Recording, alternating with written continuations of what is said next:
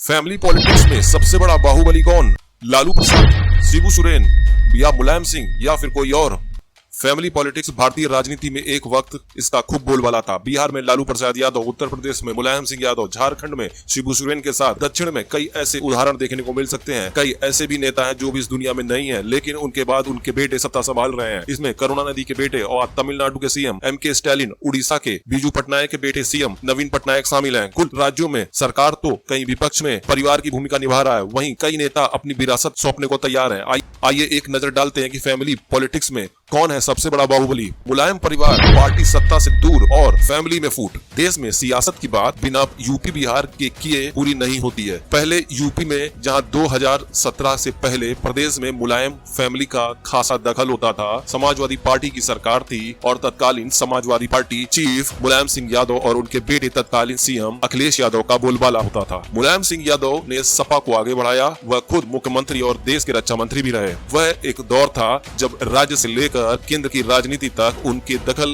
को साफ साफ देखा जा सकता था। 2012 यूपी विधानसभा चुनाव में सपा को जबरदस्त सफलता मिली, लेकिन मुलायम सिंह यादव खुद सीएम न बनकर बेटे अखिलेश यादव के लिए रास्ता बनाते हैं। अखिलेश यादव सीएम बनते हैं उस वक्त तब जब यादव फैमिली के लगभग सभी सदस्य राजनीति में थे। कोई विधायक तो कोई सांसद तो कोई जिला पंचायत अध्यक्ष। हालांकि 2014 के बाद इसमें बदलाव आता है। पहले तो पार्टी के सांसदों की संख्या घट जाती है और 2017 आते आते सरकार भी चली जाती है।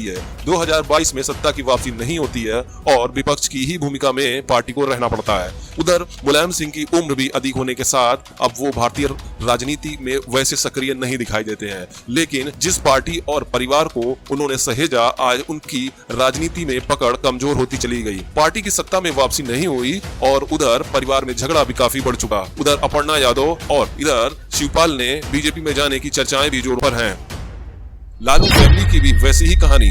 लालू प्रसाद यादव मुलायम सिंह की दोस्ती और रिश्तेदारी दोनों हैं। यूपी और बिहार पड़ोसी राज्य हैं और मुलायम परिवार जैसी कहानी कुछ अलग लालू परिवार की भी है। 2005 की शुरुआत तक बिहार में लालू फैमिली और उनकी पार्टी राष्ट्रीय जनता दल का बोलबाला साफ साफ देखा जा सकता था। हालांकि राज्य में लालू प्रसाद यादव की ताकत कमजोर हुई, लेकिन केंद्र में अब भी उनका दबदबा था। यूपीए 1 में बतौर रेल मंत्री लालू प्रसाद ने खूब सुर्खियां बटोरी। केंद्र में भले ही उनकी ताकत दिख रही थी, लेकिन राज्य में भी उनका आधार कमजोर होता चला जा रहा था। अगले 10 साल में पार्टी पूरी तरीके से सत्ता से दूर हो गई थी। हालांकि 2015 में जब नीतीश कुमार बीजेपी से अलग हुए तो आरजेडी की नीतीश के सहारे सत्ता में वापसी हुई। लालू प्रसाद के छोटे बेटे तेजस्वी डिप्टी सीएम बनते हैं और तेज प्रताप भी मंत्री बनते हैं, लेकिन यह साथ बहुत दिनों तक नहीं चलता है। 2 साल में ही नीतीश ने एक बार फिर पलटी मारते हैं और बीजेपी के साथ हो जाते हैं, जिसके बाद बिहार में फिर से एनडीए की सरकार बन जाती है। हालांकि इस दौरान लालू प्रसाद यादव की उम्र भी बढ़ती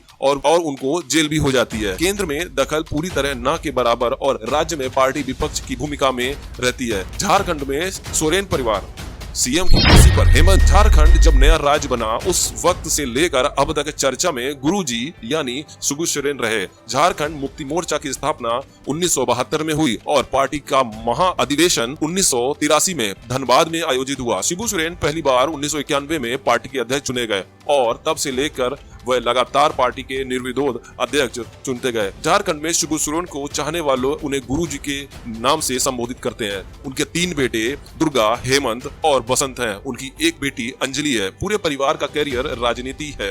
इस वक्त राज्य में झामुमो की यानी झारखंड मुक्ति मोर्चा की ही सरकार है। गुरुजी के बेटे हेमंत सोरेन सीएम है। मौजूदा शिबू सोरेन के बड़े बेटे दिवंगत दुर्गा सोरेन की पत्नी विधायक सीतारमन और उनकी दोनों बेटियां जयश्री और राजश्री ने अपनी ही सरकार के खिलाफ मोर्चा खोल रखा है। कहा जा रहा है कि आने वाले वक्त में झगड़ा और बढ़ेगा। वहीं खनन पट्टा लेने के आरोप में दायर जनहित याचिका को लेकर मुख्यमंत्री शिबू सोरेन की मुश्किलें भी बढ़ती हुई नजर आ रही हैं। ममता बनर्जी बंगाल में अब आगे की लड़ाई किस ओर? पीएम मोदी के खिलाफ विपक्ष का चेहरा कौन होगा, इसमें ममता बनर्जी का नाम सामने आ रहा है। ममता बनर्जी की बंगाल में जीत के बाद वो एक दिशा में एक्टिव भी हुई हैं। हालांकि पार्टी के भीतर सब कुछ ठीक नहीं चल रहा है। ममता बनर्जी के बाद पार्टी की कमान किसके हाथ में होगी? भतीजे अभिषेक को लेकर भी समय समय पर सवाल खड़े होते चले गए हैं। हाल में ही टीएमसी में 1 मैन 1 पोस्ट को लेकर बीच में ममता बनर्जी ने राष्ट्रीय अध्यक्ष को छोड़ सभी शीर्ष पदों को निरस्त कर दिया। इसके साथ ही उन्होंने 20 सदस्यीय राष्ट्रीय कार्यकारिणी की भी घोषणा की, जिसके बाद वरिष्ठ नेता डोरेन ओब्रॉन और सौगत राय को ये नहीं किया गया। पिता की राह पर आगे बढ़ने की कोशिश में स्टालिन। पिछले साल डीएमके के अध्यक्ष एस.के. स्टालिन ने तमिलनाडु के मुख्यमंत्री की पद की शपथ ली। पहली बार यह जिम्मेदारी मिली। डीएमके की पहली सरकार 2006 से 11 तक रहे, जिसमें स्टालिन उप मुख्यमंत्री थे और उनके पिता एम करुणानिधि थे। तमिलनाडु के मुख्यमंत्री और डीएमके प्रमुख स्टालिन नई रणनीति के साथ आगे बढ़ने की कोशिश करते हुए दिखाई दे रहे हैं। तमिलनाडु में सत्ता के आने के बाद द्रमुक यानी डीएमके पार्टी राष्ट्रीय स्तर पर बीजेपी के खिलाफ मोर्चाबंदी में जुटी हुई है। इस क्रम में राज्य के मुख्यमंत्री और डीएमके प्रमुख स्टालिन नई रणनीति के साथ आगे बढ़ने की कोशिश करते हुए दिखाई दे रहे हैं। कुछ दिन पहले स्टालिन ने सामाजिक न्याय मोर्चा बनाने की घोषणा की थी। इस मोर्चा में शामिल होने के लिए उन्होंने बीजेपी को छोड़कर कांग्रेस समेत 65 राजनीतिक दलों को पत्र भी लिखा था। राजनीतिक के जानकारों का मानना है कि जब हिंदी बेल्ट में राजनीतिक हिंदुत्व विचार की ओर कदम बढ़ा चुकी है, तो स्टालिन उनके मुकाबले मंडल की राजनीति को धार देना चाहते हैं। वहीं आंध्र प्रदेश में जगनमोहन रेड्डी ने अपनी एक अलग पहचान बनाई है। पिता के नाम पर पार्टी बनाई और पिछले चुनाव में शानदार जीत दर्ज करी। अब वे राज्य के मुख्यमंत्री हैं। वहीं दूसरी ओर महबूबा मुफ्ती, फारूक अब्दुल्ला जैसे नेता हैं जो परिवार की परिपाटी को आगे बढ़ा रहे हैं। आज के लिए इतना ही। नमस्कार।